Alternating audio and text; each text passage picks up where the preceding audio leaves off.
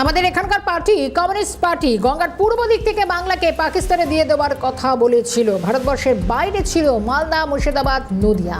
আমরা মালদা, মুর্শিদাবাদকে অন্তর্ভুক্ত করেছি ভারতের। হিন্দু অধ্যুষিত যশোর, খুলনাকে পাকিস্তানকে প্রত্যর্পণ করেছে। আজকে ওখানে যারা রয়েছেন তারা রক্তাক্ত হচ্ছেন, বলছেন বিজেপি রাজ্য সভাপতি শ্রমিক ভট্টাচার্যের।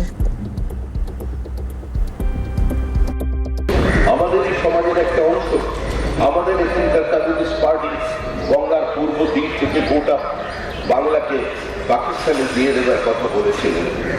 মালদা ছিল না, মুর্শিদাবাদ ছিল না, নদিয়া ছিল না আমাদের ম্যাপের মধ্যে। এরা তো ছিল, কিন্তু তাদের ভারতবর্ষের বাইরে করে রেখে দেওয়া হয়েছিল। ছিল না আমাদের সঙ্গে মুর্শিদাবাদ এবং মালদা, আমরা তার অন্তর্ভুক্তি করিয়েছি।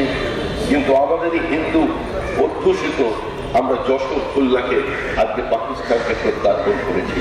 আজকে সেখানে ঘোষ, দত্ত মিত্র, ওই মতুয়া, রাজবংশী, জৈন, আগরওয়াল কিংবা যারা ওখানে আছেন, ওখানে যে গুপ্তারা আছেন, ওখানে যে চাকমারা আছেন, ওখানে যে বুদ্ধিস্টরা আছেন, আজকে তারাও আক্রান্ত, তারাও রক্তাক্ত। অন্যদিকে এই মন্তব্যের প্রেক্ষিতে সিপিএম নেতা সুজন চক্রবর্তী কি প্রতিক্রিয়া শুনবো? খুবই বস্তা পচা কথা।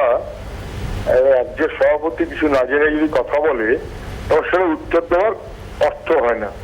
আমি বলবো একটু ভালো করে ইতিহাস চর্চা করুক, জেনে নিক। এমনকি বিশ্বজুড়ে যখন 47 সালে বিধানসভার অধিবেশন হয় তার আগের দিন 3 জন কমিউনিস্ট পার্টির লোক এমএলএ তৎকালীন তাদের স্টেটমেন্টটা পারলে পড়ে দেখুক না। কিছুই না জেনে বুঝে আজে বাজে কথা বলা ঠিক হবে না। বরং ওকে মনে করিয়ে দিই যে ওর নেতা শ্যামাপ্রসাদ মুখার্জি গর্ব করেছিলেন তিনি বাংলাকে ভাগ করে দিয়েছিলেন বলে। তিনি বাংলাকে ভাগ করে দিয়েছিলেন। স্বাধীন সার্বভৌম বাংলা প্রস্তাব ওর খুব আগ্রহ ছিল, ভাগ করার পক্ষপাতী। ভাগ করে আমাদের যারা উত্তর বাংলার বহু মানুষ তাদেরকে বাস্তুহারা হয়ে এপারে আসতে হয়েছে, এপারে বহু মানুষকে বাস্তুহারা হয়ে ওপারে যেতে হয়েছে। এসবের দায় নেবার মতন যোগ্যতা নেই বলে অযথা অসত্য কথা বলছে। সিপিএম নেতা রবীন দেবের বক্তব্য। একজন রূপনারায়ণ রায়, একজন রতনলাল দাস। সুতরাং আর যারা আরএসএস করতো তাদের মধ্যে ছিলেন শ্যামাপ্রসাদ মুখার্জি, তিনিও ইলেক্টেড ছিলেন না, শিক্ষা প্রতিষ্ঠানের প্রতিনিধি হিসাবে ওখানে ব্যবস্থাপক সমিতির সদস্য হয়েছিলেন। কি কথা বলেন তারা জানেন না। ইতিহাসে আরএসএস, বিজেপি তারা বিশ্বাসঘাতকতা করেছে স্বাধীনতা আন্দোলনে, সেটা সবাই জানেন। ইতিহাসে তার লিপ্ত আছে। এখন আন্দামানের সেলুলার জেলে গেলে এখনো দেখতে পাবেন যে যেখানে স্বাধীনতা সংগ্রামী যারা জীবন দিয়েছেন, যারা ওখানে কালান্তরালে ছিলেন, এই সব হচ্ছে কমিউনিস্টদের। সেখানে আমাদের যেমন সুবোধ দাস ছিলেন, আমাদের সুধাংশু দাশগুপ্ত ছিলেন, হরেকৃষ্ণ সুকুমার সেনগুপ্ত, এই সব নেতৃত্ব তারা আমরা দেখেছি। গণেশ ঘোষ, তারা ছিলেন স্বাধীনতা আন্দোলনের সঙ্গে কমিউনিস্ট।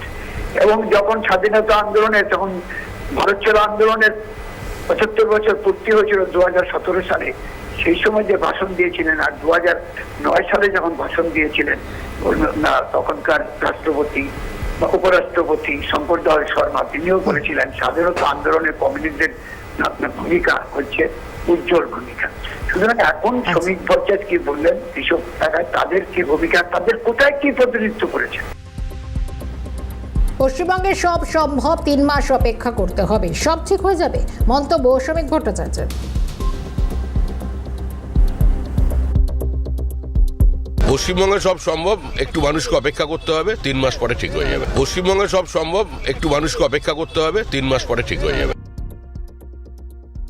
পশ্চিমবঙ্গে সব সম্ভব, একটু মানুষকে অপেক্ষা করতে হবে, 3 মাস পরে ঠিক হয়ে যাবে। পশ্চিমবঙ্গে সব সম্ভব, একটু মানুষকে অপেক্ষা করতে হবে, 3 মাস পরে ঠিক হয়ে যাবে। শ্রমিক ভট্টাচার্য যখন এই কথা বলছেন তখন আমরা প্রতিক্রিয়া পেয়েছি তৃণমূল নেতা আইনজীবী বৈশ্বনাথ চট্টোপাধ্যায়। শুনবো। কথাটা সত্যি হয়েছে ওনাদের বলুন তো? গতবারে ওনার থেকে 100 গুণ বড় নেতা, সে বললো আপনি বার 200 কি পার হয়ে গেল ঝিলকা উস পার। গতবারে 18 থেকে নেমে লোকসভা নির্বাচনে 12 হয়ে গেল। এরপরেও যদি উনি এই সমস্ত বুজরুগি দিয়ে ভাবেন যে মানুষকে অন্যরকম বিভ্রান্ত করবেন, লাভ হবে না কিছু। যারা রাজা রামমোহন রায়কে ব্রিটিশের দালাল বলে, যারা জনগণ গাইলে বলে এটা ব্রিটিশদের খুশি করার জন্য দেওয়া হয়েছে, যারা আমার সোনার বাংলাকে দেশদ্রোহিতার কেস দেয়, তাদের বাঙালিরা ভোট দেবে এটা আমার মনে হয় না। বাংলা সংস্কৃতির সঙ্গে বিজেপি পার্টি যায় না। 3 মাস বলছেন, 30 বছর বলছেন, 300 বছর বলছেন, সেটা ওনার বলা মুখ, চলা পার বলা মুখ।